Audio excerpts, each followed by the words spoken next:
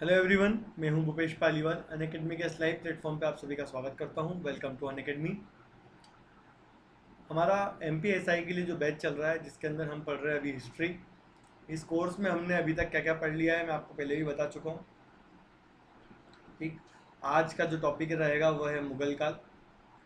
ठीक, कल काफ़ी सारे बच्चे सिलेबस के ऊपर चर्चा कर रहे थे, सर सिलेबस क्या है, सर सिलेबस एक्सप्लेन कर दो। देखो बेटा, पहले की जो प्रीवियस वीडियो है उसमें मैंने आपको सिलेबस एक्सप्लेन कर दिया है। ठीक है, तो फिर भी मैं आप अगर इतना आपने फोर्स किया तो मैं फिर से बता दूं कि आपके सिलेबस में जो आपका जनरल अवेयरनेस है, ठीक है, या फिर जनरल स्टडी से कहते हैं सामान्य अध्ययन, उस पार्ट को मैं यहाँ पे कंप्लीट करवा रहा हूँ। सामान्य अध्ययन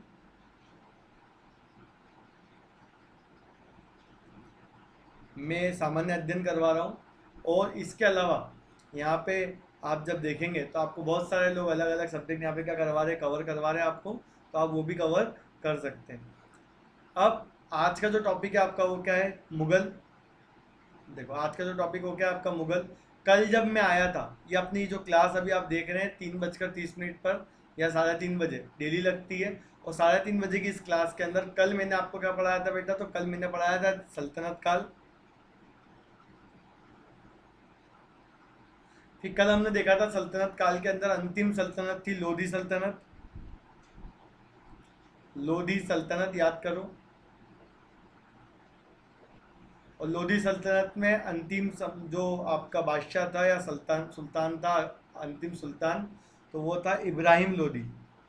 आपको याद आया होगा, इब्राहिम लोधी। फिर इब्राहिम लोधी को हराकर कौन बना था, बाबर। नया वंश बनाया था उसने, मुगल काल या मुगल वंश। तो आज हमें मुगल काल या मुगल वंश ही पढ़ना है, इसके बारे में चर्चा करनी है आज हमें। तो आज आपका मुगल काल है, काफ़ी बड़ा है ये वंश, और इसी को ध्यान में रखते हुए, ठीक है, जितना ज़्यादा हो सकता है आज हम कवर करेंगे।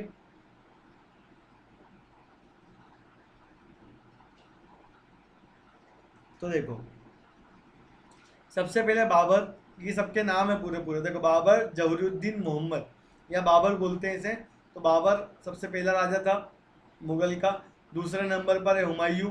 तीसरे पर देखो ध्यान से, यहाँ पर एक अंतराल लिखा हुआ है, मतलब गैप है एक बीच में। ठीक, उसके बाद में फिर से हुमायूं। फिर है आपका अकबर।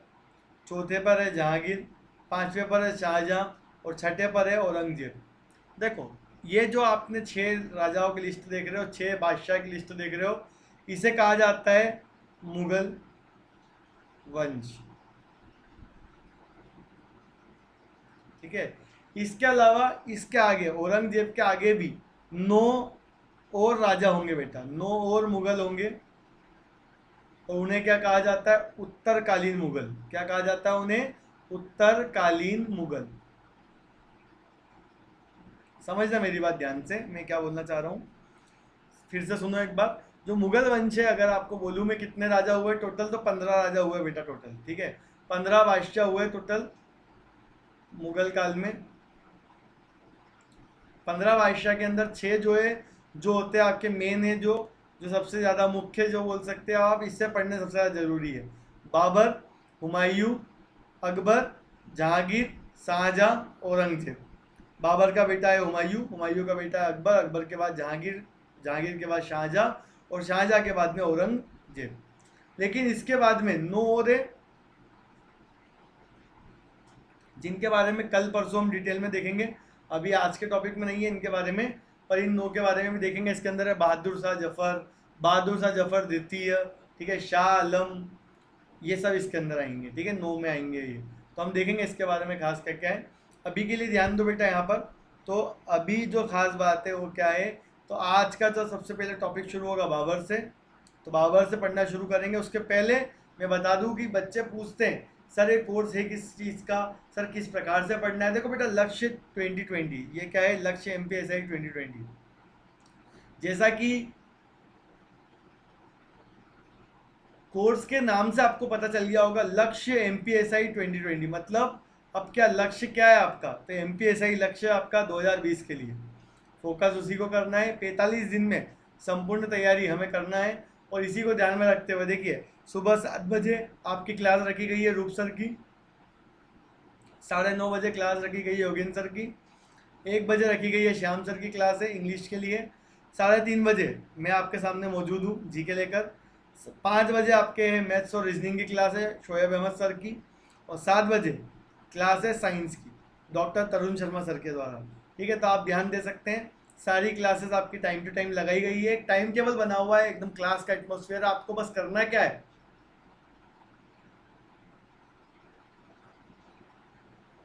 इस टाइम पे इन क्लासेस को क्या करना है, अटेंड करना है, इन क्लासेस को मिस नहीं करना है। ठीक है, इनरोल करते जाना है, मिस नहीं करना है। सारी क्लासेस यूट्यूब पर रहेंगी। ठीक, अपनी क्लास कितनी बजे है? 3:30 बजे, भूलना नहीं है। अभी जितने भी टॉपिक आप देख रहे हो बेटा, जितने भी टॉपिक आप पढ़ रहे हैं अभी हम लोग, ये टॉपिक आगे जाकर, समझना मेरी बात, यही टॉपिक आगे जाकर क्या हो जाएंगे, तो यही टॉपिक आगे जाकर थोड़ा सा एक्सपांड हो जाएंगे और थोड़े से बड़े बढ़कर हम पढ़ेंगे। कहाँ पर? प्लस की क्लास में। ठीक है, प्लस की क्लास में अभी जो मैं पढ़ा रहा हूँ इन्हीं टॉपिक को थोड़ा सा और एक्सपांड करके पढ़ाऊंगा आगे जाकर। ठीक है, तो ये भी ध्यान रखना। आगे बढ़ते हैं। सबसे पहले महाराज बाबर।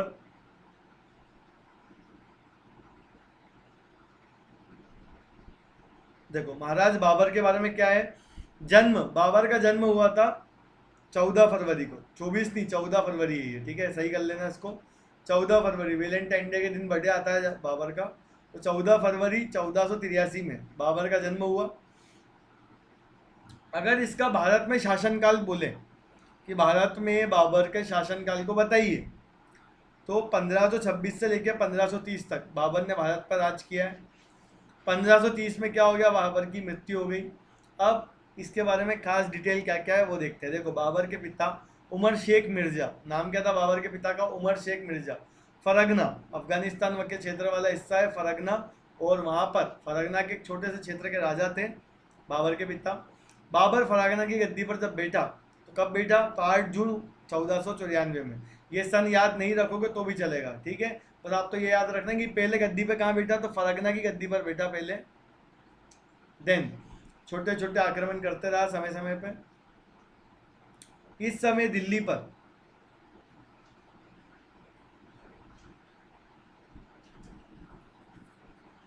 लोधियों का शासन था, लोधी वंश का शासन था दिल्ली पर जब बाबर फरगना पर बैठा।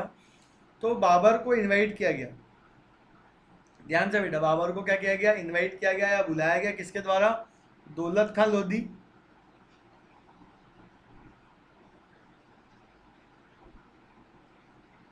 और राणा सांगा, इन दो के द्वारा इनवाइट किया गया बाबर को कि आप आओ और दिल्ली जीत जाओ।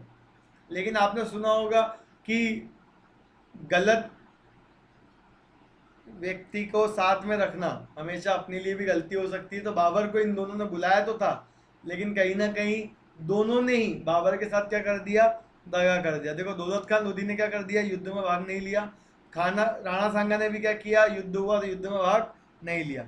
फिर भी बाबर ने क्या किया? युद्ध किया। किसके साथ में युद्ध किया? इब्राहिम लोधी के साथ में। इब्राहिम लोधी के साथ में युद्ध किया। इस युद्ध को बोलते हैं पानीपत का प्रथम युद्ध। नाम क्या है इस युद्ध का?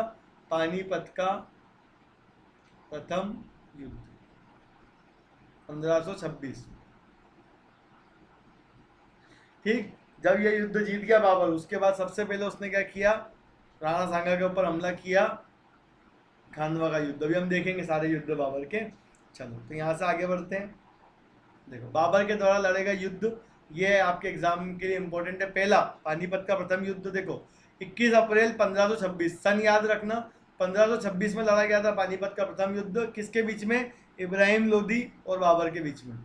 ठीक है, दिल्ली के सुल्तान इब्राहिम लोधी और बाबर के बीच में लड़ा गया था। और जीता कौन? तो बाबर, बाबर की जीत हो गई। दूसरा देखो ध्यान से, तो दूसरा है आपका खानवा का युद्ध। 17 मार्च 1527, मतलब 1 साल बाद खानवा का युद्ध। किसके खिलाफ? राणा सांगा। मैंने बताया ना कि बाबर गुस्सा था इनसे, तो राणा सांगा के ऊपर हमला किया बाबर ने और राणा सांगा को हरा दिया और जीत गया बाबर खानवा का युद्ध। तीसरा है चंदेरी का युद्ध। अब सुनो ध्यान से, जब बाबर पानीपत का युद्ध के बाद में खानवा का युद्ध, पानीपत का युद्ध चल रहा था, तो बाबर ने देखा कि दो लड़ाके अला और उदल ये लड़ रहे हैं। जब बाबर ने पता लगाया कि कौन है ये, तो पता लगाया तो बाद में पता चला कि चंदेरी के राजा मेदिनी राय ने भेजा है इनको। तो बाबर ने पहले तो ऊपर के दो लड़ाइयों को शांत किया, बाद में चंदेरी पर भी क्या कर दिया, हमला कर दिया। तो चंदेरी पर हमला करके चंदेरी पे को भी जीत लिया।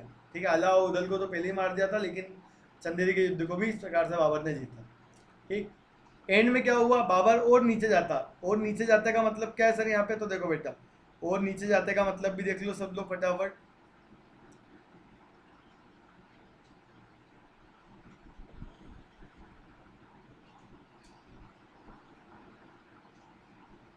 देखो बेटा, ये आपका भारत वाला हिस्सा,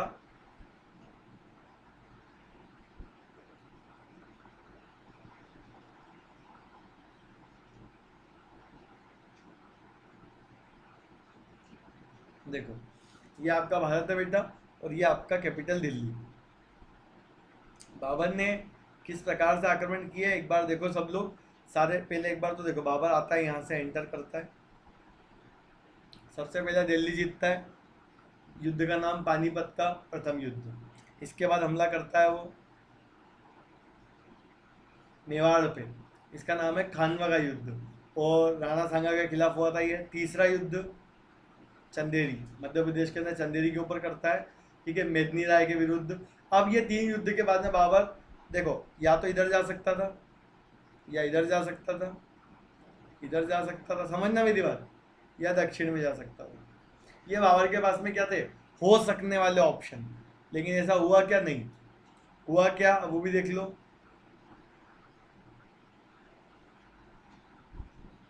देखो, तो यहाँ के बाद में बाबर को जब पता चला क्या कि अफगान आक्रमण हुआ, अफगान आक्रमण, तो बाबर ने क्या किया, उस अफगान आक्रमण को दबाने के लिए पुनः ऊपर जाके युद्ध करके अफगान आक्रमण को क्या कर दिया, दबा दिया। ठीक, अब बहुत सारे बच्चे पूछते सर अफगान आक्रमण, तो देखो बेटा, पानीपत का प्रथम युद्ध जो एक नंबर वाला था वो किसके बीच में हुआ था, बाबर और लोदी। कौन से लोदी, इब्राहिम लोदी, इब्राहिम लोदी, बाबर इब्राहिम लोदी। अब ये जो इब्राहिम लोदी है बेटा, इसके कुछ रिश्तेदार बोल सकते हो आप, या कोई जान पहचान के लोग, वो कहाँ पे थे, अफगानिस्तान में। तो ये अफगानिस्तान में क्यों थे, तो कल बताया था मैंने कि जो लोधी वंश है उसकी विशेषता ये कि इसके पहले जितने भी वंश आए थे, गुलाम वंश, खिलजी वंश, तुगलक वंश, ये सभी तुर्की थे बेटा। लेकिन लोधी वंश की खास बात क्या है, ये अफगानी था। ये क्या था, अफगानी कबीला था। आप ध्यान रखना, अफगानी कबीला था ये आपका। ठीक, और बाद में लोधी वंश ने फिर यहाँ पे शासन किया। तो जब इब्राहिम लोधी की हत्या कर दी गई बाबर के द्वारा, तो इन्हीं के कुछ रिश्तेदार जो अफगानिस्तान के थे, उन्होंने पुनः भारत का आक्रमण किया अफगानों के द्वारा। और उन आक्रमण को सफलतापूर्वक कुचल दिया गया, किसके द्वारा, तो बाबर के द्वारा। चलो, यहाँ तक तो क्लियर है, आगे बढ़ते हैं। एक बार मैप फिर से देख लो, देखो पानीपत का युद्ध,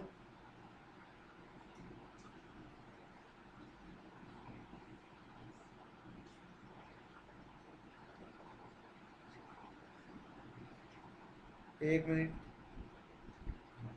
तो देखो अब क्या है, पानीपत का युद्ध पहले हो गया 1526, जीता कौन, बाबर। खानवा का युद्ध 27, राणा सांगा, जीता कौन, बाबर। 28 में, 27 के बाद में जस्ट एक साल बाद मेदिनी राय वर्सेस बाबर, जीता कौन, बाबर। गागरा का युद्ध फिर से पुनः ऊपर लुट गया, ऊपर मतलब उत्तर दिशा में, और वहां जाके उसने किससे लड़ाई करी, अफगानों से। इस अफगान का नाम क्या था, किसने नेतृत्व किया था इस अफगानी सेना का, ये बताना है आपको, नाम क्या था उसका। चल आगे बढ़ते हैं। अब देखो, भारत विजय के उपलक्ष्य में बाबर ने प्रत्येक काबुल वासी को एक एक चांदी का सिक्का दिया। देखो जितने भी काबुल के लोग थे उनको क्या दिया, एक एक चांदी का सिक्का। और इसी उदारता के कारण क्या बोलते हैं बाबर को, कलंदर। एग्जाम में आता है कलंदर की उपाधि किसने धारण करी, बाबर ने। एग्जाम में क्या आता है, कलंदर की उपाधि किसके द्वारा धारित की गई है। तो आपको याद होना चाहिए कलंदर की उपाधि किसको मिली है, किसने धारण करी है, तो बाबर ने धारण करी कलंदर की उपाधि। ठीक,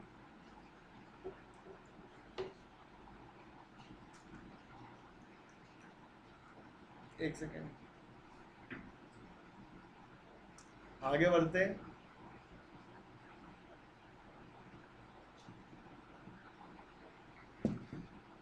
तो देखो बेटा, तो कुल मिलाकर भारत पर जो विजय हुई 1526 की, उसके बाद बाबर ने सिक्के दिए चांदी के सबको। इसी कारण से उसको क्या बोला गया, कलंदर बोला गया। खानवा का युद्ध जो राणा सांगा से जीता था बाबर ने, उसके बाद में बाबर को दी गई गाजी की उपाधि। बाबर ने अपनी आत्मकथा, अब बाबर की आत्मकथा का नाम क्या है, तो बाबरे नामा। तो बाबर ने अपनी आत्मकथा बाबरे नामा की रचना भी करी है, जिसका अनुवाद बाद में किसने किया है, अब्दुल रहीम खान का नाम। तो इसने क्या किया है बेटा, ध्यान से देखो, अनुवाद। ठीक है, और जो इसकी बायोग्राफी है उसकी रचना तो इसने खुद ने ही की है। ठीक, चल आगे बढ़ते हैं,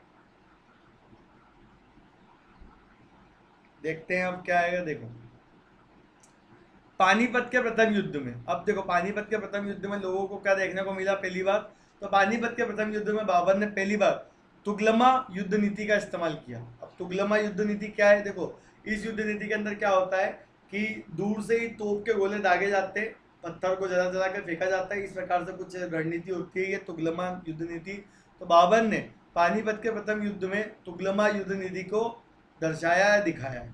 ठीक, इसके अलावा 1507 में अब बाबर ने क्या करा, उपाधि धारण करी, बादशाह की उपाधि, जिसे अब तक किसी तैमूर शासक ने धारण नहीं किया था। मतलब सुनो, तैमूर शासक के पहले जितने भी शासक हुए वो कहलाते बेटा सुल्तान। ठीक है, बाबर जब आता है तो वो क्या कहलाएंगे वहां से, बादशाह। मतलब शाहों में शाह, बादशाह, मतलब पूरे वर्ल्ड के अंदर इससे ज्यादा स्ट्रॉन्ग कोई भी नहीं है ऐसा। ठीक, अब देखो ये तो इसके बारे में खास बात ये हो गई कि बाबर ने क्या किया, कौन सी उपाधि धारण करी और किसने धारण करी। लेकिन इसके बाद बाबर के शव को, अब बाबर के शव के साथ क्या हुआ वो भी देखो। तो बाबर के शव को पहले आगरा के आरामबाग में दफनाया गया, बाद में काबुल इसके लिए चुना गया। मतलब देखो पहले क्या हुआ, जैसे ही डेथ हुई बाबर की, उसको तुरंत ही आरामबाग में, आगरा के अंदर आरामबाग जो जगह है वहाँ पे क्या कर दिया, दफना दिया गया। लेकिन बाबर ने मरने से पहले अपनी जो वसीयत थी उसके अंदर कहा है कि मुझे काबुल में, काबुल मतलब अफगानिस्तान का काबुल, तो काबुल में मैं, उसने जगह भी देख रखी थी खुद के लिए कि मुझे यहाँ गाड़ना, और उस बगीचे, बाग बगीचे के पास पास उनको गाड़ दिया गया। तो ये बाबर के बारे में जीवन परिचय इस प्रकार से रहता है।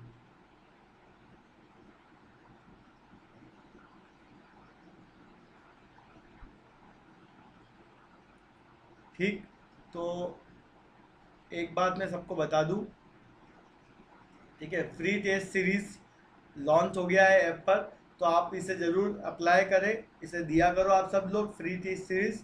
सर कैसे देते हैं बेटा, ऐप डाउनलोड कर लो, ठीक है, मोबाइल में अपने ऐप डाउनलोड कर लो फ्री टेस्ट के लिए, तो आपको ये टेस्ट मिल जाएगा। इसके अलावा 12 बजे दिन में डेली क्लास होती है अपनी अनअकैडमी पर, तो ये क्लास भी आप क्या कर सकते हो, यहाँ से आकर देख सकते हो। ठीक,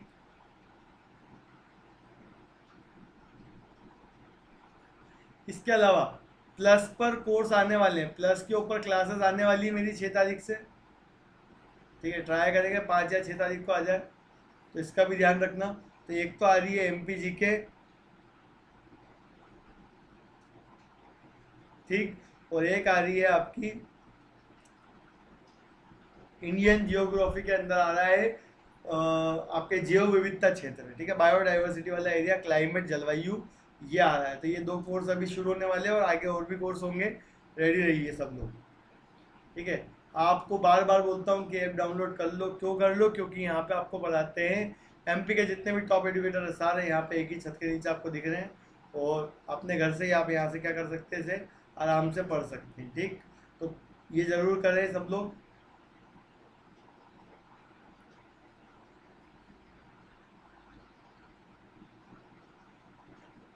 एक मिनट, ठीक।